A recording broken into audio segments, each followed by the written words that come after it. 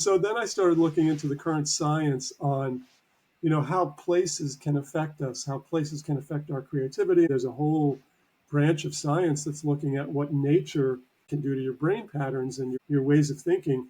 And it can really open up a lot of creative thinking. That became the basis of my new work, which is to say, okay, if we know that going out into nature can stimulate creative thoughts, what if we were to try to make to try to systematize that, almost to try to make practices out of going out into nature, and then what would we do after that? Because when you're walking around in nature, you're in a mode to think and to have ideas, but you're not really working. Mm. So then I thought, well, there has to be a second part to that equation. You go into a closed space and you try to bring to life whatever might have come into your head while you were out in nature.